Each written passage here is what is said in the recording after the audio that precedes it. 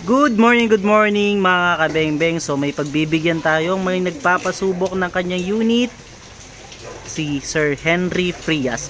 Ayan po, kahit tumuulan, pinagbigyan natin yung sa kanya. So ayan po ay SPMC standard 24 inches long barrel, then 2 cock po siya.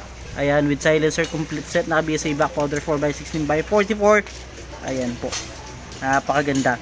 So susubukan natin yung kanyang grouping sa 15 meters. Ayan, kahit umuulan sir, pinagbigyan ko po kayo. So ayan, kahit nababasa ako. So tara, subukan natin straight from the side cam. Tara, subukan natin gamit ang Astro 18 pellets. So ayan, subukan natin. Ayan, nakikita pa natin yung ulan, no? Sana hindi naman maka-affect yung ulan. Pag tinamaan natin kasi yung butil ng ulan dyan, talagang mag-iiba yung tama. Pero sana hindi naman. So i-zoom natin para mas makita natin yung bawat tama ng ating unit. Ayan, umuulan pa, oh. Ayan na, lumalakas pa. Subukan natin using Astro 18 pellets, Sir Henry Frias. Ito na po. So first shot using Astro 18 pellets. First shot.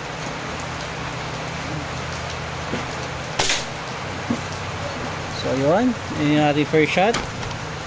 Second shot.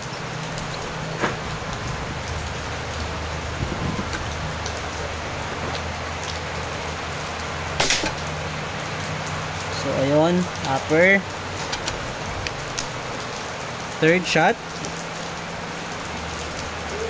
Third shot na po tayo using Astro 18 pellets.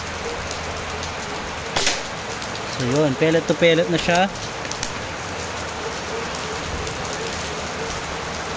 Pangapat, fourth shot. So yun, panglima, fifth shot, panglima. Ayan po, napakagandang tumama sir. Ayan po ang ating groupings.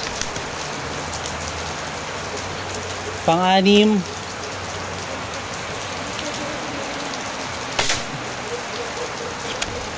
pang-pito,